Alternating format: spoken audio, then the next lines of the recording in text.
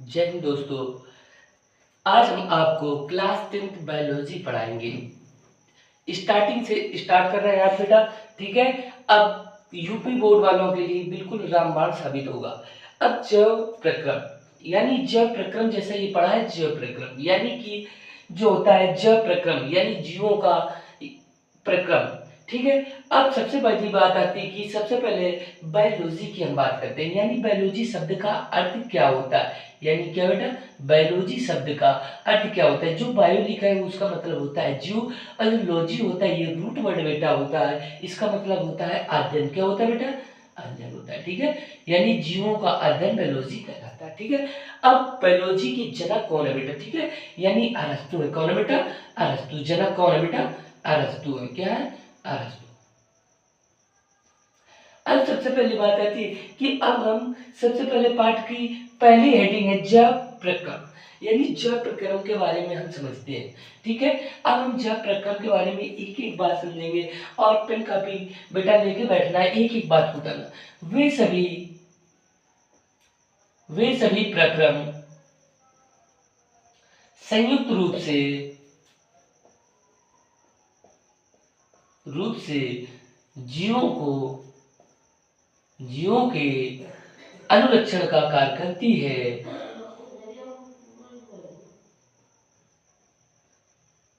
का कार्य करती है, जैव प्रक्रम कहलाता है।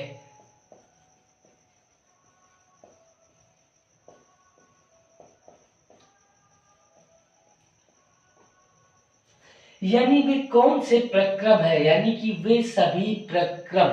हम सबसे पहले बात देखेंगे प्रक्रम के बाद। अब नंबर आता है कि प्रक्रम कौन कौन से हैं वो देख लेते हैं, ठीक है।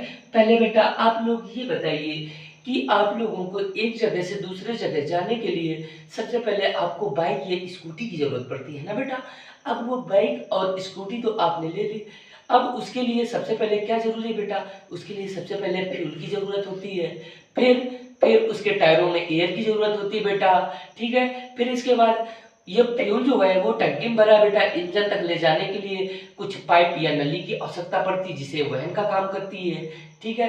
अब इसके बाद जब गाड़ी हमारी मुन्ना हमारा लेके चाबी लगाया और स्टार्ट किया तो उसमें क्या होता है, कुछ कार्बन डाइऑक्साइड जैसे गैसेस यानी जिसे धुआं बोलते हैं, धुआं निकलता है, उसे उत्सर्जन मिलते हैं बेटा, ठीक है।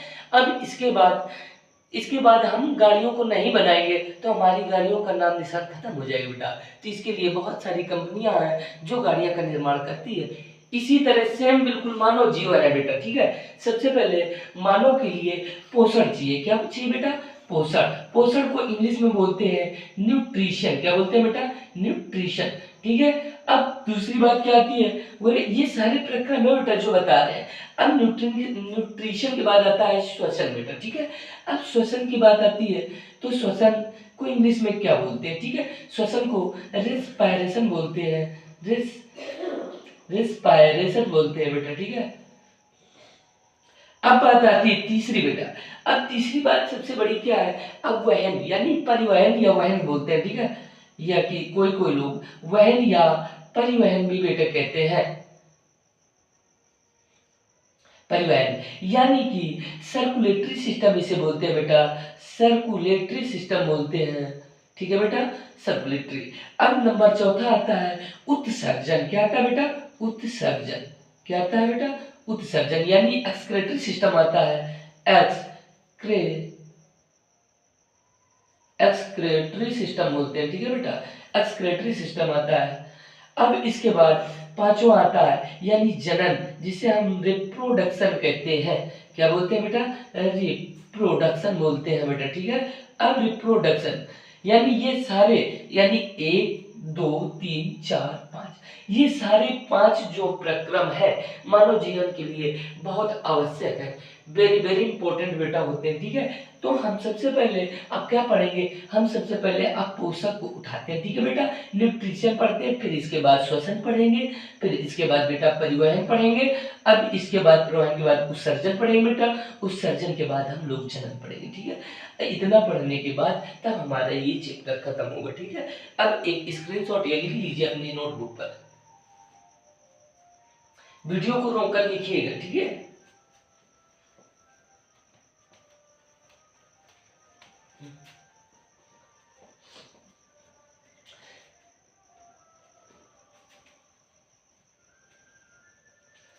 सबसे पहली बात आती है पोषण। क्या बेटा? पोषण यानी न्यूट्रिशन। क्या होता है बेटा? न्यूट्रिशन। इंग्लिश टर्म ले रहा है बेटा ताकि आप लोगों को दिक्कत ना हो कभी। पोषण, वे सभी जीव जो पोषक तत्वों को ग्रहण करते हैं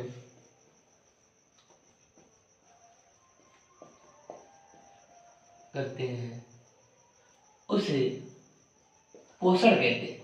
क्या बोलते हैं बेटा? पोषण कहते हैं। यानी कि हम लोग जो भोजन करते हैं ना बेटा, उसी को पोषण कहते हैं, ठीक है। अब नंबर बात आई कि पोषण कितने प्रकार के होते हैं, ठीक है। अब पोषण में बात आई तो पोषण के प्रकार देखते हैं, ठीक है। पोषण के प्रकार, इतना बात हो गया है बेटा। पोषण के प्रकार, टाइप ऑफ न्यूट्रिशन बोलते हैं जिसे बेटा, ठीक है। पोषण मूलतः दो प्रकार के होते हैं। कितने होते हैं बेटा? पोषण मूलतः दो प्रकार के होते हैं। पोषण मूलतः दो प्रकार के होते हैं। दो प्रकार के होते हैं। अब बेटा दो प्रकार के कौन कौन से होते हैं? सबसे पहली बात तो हम ये देखते हैं ना, अब दो प्रकार के, तो इन्हीं दो प्रकार को इधर नीचे लिख लेते हैं बेटा, ठीक है। अब एक आता है स्वपोषी। क्या आता है बेटा? स्वपोषी। स्वपोषी को हम इंग्लिश में क्या बोलते हैं? ऑटोट्रोफिक बोलते हैं, ठीक है। अब होता है विषम पोषी। क्या होता है बेटा? विषम पोषी। विषम पोषी को हम हेट्रोट्रोफिक बोलते हैं बेटा, ठीक है।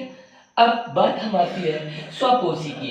अब हम स्वपोषी को बताएंगे बिल्कुल बेसिक से। अभी इसको लिख लीजिएगा, स्क्रीनशॉट मार लीजिएगा।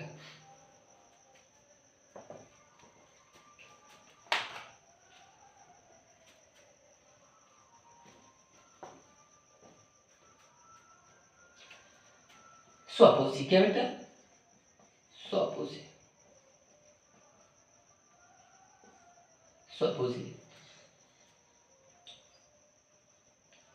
ऑटोट्रोपिक।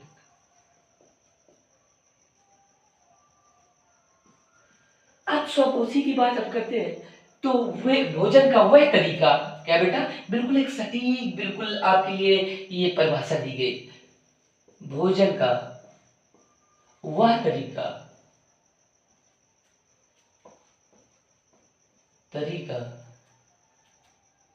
जिससे जीव वातावरण से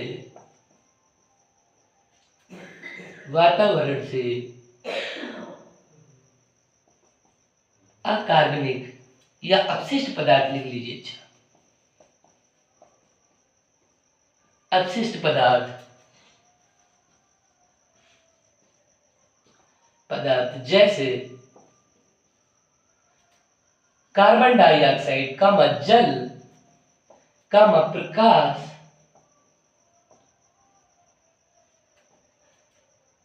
आदि की सहायता से अपना भोजन स्वयं बनाता है। अपना भोजन स्वयं बनाता है उसे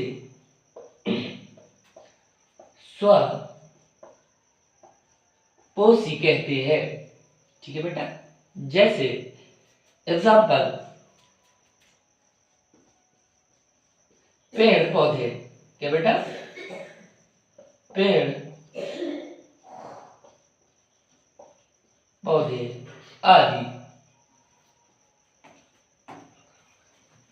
इसको बेटा नोट कीजिएगा। ठीक है। अब जैसे जैसे पेड़ पौधे आदि, अब हम इसको देखते हैं। अब इसको एक अपक्रिया की सहायता से हम देखते हैं, क्या देखते हैं, यानी कि सबसे पहले क्या हुआ बेटा, कार्बन डाइऑक्साइड यानी CO2, फिर बेटा क्या है, प्लस जल है, क्या है बेटा, यानी जल H2O, फिर अपक्रिया कराई गई है किसे, फोटोसिंथेसिस यानी कि प्रकाश, सूर्य का प्रकाश, ठीक है बेटा, सूर्य का प्रकाश। अब बेटा सूर्य का प्रकाश तो होगा, लेकिन पौधे में कुछ ऐसा कोई व्यक्ति तो होगा जिसको इसको रिसीव करेगा, है ना, जिसे क्लोरोप्लास्ट बोलते हैं, ठीक है, क्या बोलते हैं बेटा, क्लोरोप्लास्ट बोलते हैं, ठीक है बेटा। अब इसकी सहायता से सूर्य का प्रकाश ग्रहण करता है और पौधे glucose C6H12O6 plus O2 gas निकालते हैं, यानी कि दिन में पौधे प्रकाश, अच्छा बेटा दिन होगा तभी तो सूर्य का प्रकाश होगा, जब सूर्य का प्रकाश होगा तो ये वायुमंडल से CO2 कार्बन डाइऑक्साइड और जड़ों से नमी यानी कि H2O जल को अवशोषण करते हैं और सूर्य के प्रकाश से क्लोरोप्लास्ट की सहायता से अपना भोजन ग्लूकोज का निर्माण करते हैं और ऑक्सीजन दिन में पौधे छोड़ते हैं, ठीक है बेटा। अब इसको ग्लूकोज लिखे दे रहे हैं, ठीक है, ग्लूकोज। लेकिन बेटा अब ये अक्रिया बैलेंस नहीं है, क्यों, क्योंकि इधर देखो कार्बन के कितने अणु है बेटा, 6, लेकिन इधर केवल 1 है ना, तो इधर हमको कितने से गुणा कराना पड़ेगा, हमको 6 से करा देंगे, तो 6 कार्बन तो हो गए, लेकिन ऑक्सीजन के 2 हैं और 6 से गुणा करा रहा, तो 6 दूनी 12, यानी ऑक्सीजन के तो ये 6 हो गए, लेकिन अभी बचे कितने, 6, ठीक है बेटा, इसको छोड़ देते हैं, ठीक है। अब बेटा यहाँ हाइड्रोजन के तो 2 अणु है, लेकिन यहाँ 12, यानी कि इसको 6 से फिर गुणा कराएंगे तो 6 दूनी 12 बेटा, ठीक है। तो अब ये 12 यहाँ हो गए तो ये तो पूरा हो गया बेटा, लेकिन अब यहाँ 6 ऑक्सीजन इधर का, 6 इधर, तो हमको देखो अब इधर 2 है तो इधर 6 से गुणा करा दे, 6 दूनी 12, यानी कि अब आप एक एक जो अणु है इनको मिला सकते हैं, बिल्कुल बैलेंस है बेटा, ठीक है। अब जब बेटा रात होगी तब पौधे कैसे अपना भोजन बनाएंगे, है ना बेटा, तो क्या होता है, ये जो सेम प्रक्रिया है ये रात को जस्ट उल्टी होने लगती है, ठीक है।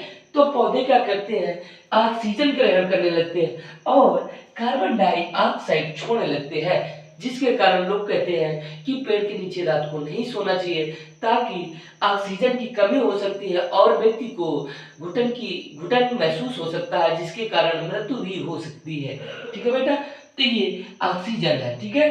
अब लेकिन सर कि कुछ पौधे ऐसे हैं कि दिन और रात बराबर ऑक्सीजन छोड़ते रहते हैं, जैसे कि पीपल पीपल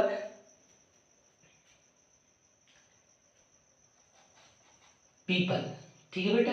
अब पीपल का दूसरा एक फंडा है, ठीक है, लेकिन अभी इसका पीपल का जिक्र नहीं है तो मैं नहीं बताऊंगा, अभी इसको आगे इसको पढ़िए बेटा, ठीक है, ये आप लोग बहुत अच्छे से करिए, ठीक है। पीपल का काम, अच्छा स्टोमेटा जो पत्तियां होती है ना उसके कारण होता है, ठीक है। अब तो स्वपोषी किसे कहते हैं बेटा, भोजन का वह तरीका जिससे जीव वातावरण से अपशिष्ट पदार्थ जैसे CO2 और H2O, सूर्य का प्रकाश आदि की सहायता से अपना भोजन स्वयं बनाते हैं, उन्हें स्वपोषी बोलते हैं, जैसे कि पेड़ पौधे। अब लोग अब क्रिया तो समझ ही लिया होगा ना बेटा, अभी इसको अपने नोटबुक पर नोट कर लीजिए या स्क्रीनशॉट ले लीजिए, बात की लिख लेना बेटा, ठीक है।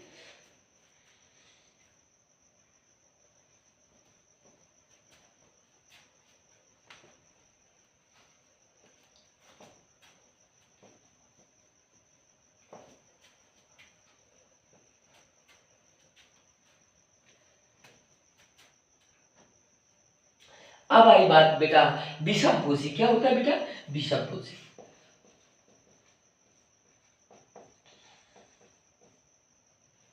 जिसे कहते हैं हेट्रो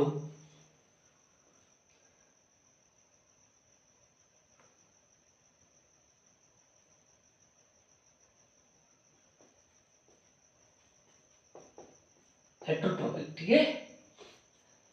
अब बात इसकी चलती विषमपोषी, ठीक है बेटा। अब विषमपोषी में हम लोग देखते हैं कि वे जीव जो प्रकाश यानी सूर्य की सहायता से अपना भोजन स्वयं नहीं बनाते हैं तथा इनडायरेक्ट यानी प्रत्यक्ष नहीं अप्रत्यक्ष रूप से उस पर आश्रित होते हैं, उन्हें हम विषमपोषी कहते हैं। यानी कि पेड़ पौधे अपना भोजन बनाते हैं, लेकिन कुछ हम लोग जो है जीव जंतु तो उन पेड़ पौधों पर आश्रित होते हैं। जैसे पेड़ यानी पीपल की पत्ती बकरी खाती है और बकरी को शेर और छोटे छोटे बहुत सारे जीव होते हैं जो मानव भी उनको खाता है। ठीक है बेटा, तो अब आती है वे जंतु जो अपना भोजन सूर्य के प्रकाश से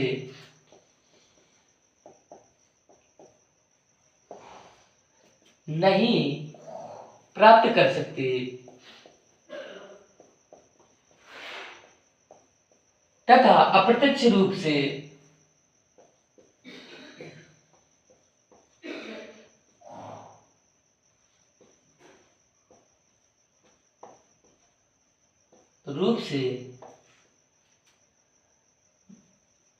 दूसरों पर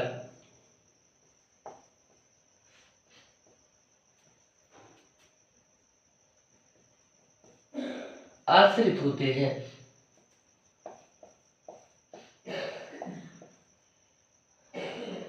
जैसे बकरी, शेर, मानव आदि। अब कुछ लोग बेटा कहेंगे कि मानव कैसे अपना भोजन तो खुद स्वयं बनाता है अपने घर में बेटा, है ना। पर मानव स्वयं बनाता है लेकिन प्रकाश की सहायता से अपने शरीर में एनर्जी नहीं बना सकता। ऐसा तो होता नहीं है कि आप लोग जब सुबह होती है तो आप लोग धूप में खड़े हो गए और आपके शरीर में एनर्जी बन गई, आप सारा दिन काम कर लो। ऐसा तो कुछ होता नहीं है। तो हम लोग जैसे आपके लिए गेहूं, तिलहन, दलहन, बहुत सारी दालें और हम लोग ये सब खाते हैं ना, तो ये सब सूर्य के प्रकाश की सहायता से ग्रो होते हैं और हमें ये सारी चीजें प्राप्त होते हैं जिससे मोटा अनाज जैसे जौ, बाजरा, मक्का आदि ये सब घास की प्रजाति में आते हैं और उनके बीज हम प्रयोग में लाते हैं जो हम अप्रत्यक्ष रूप से आश्रित होते हैं दूसरों पर। ठीक है बेटा। अब विषमपोषी के बहुत सारे भाग होते हैं। अब विषमपोषी के प्रकार देखते हैं। ठीक है, टाइप ऑफ हेटरोट्रोफिक। ठीक है, विषमपोषी के प्रकार।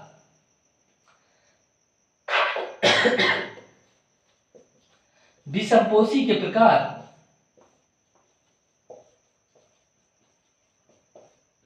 बेटा इसको नोट करिए, फिर से ऊपर लिख दे।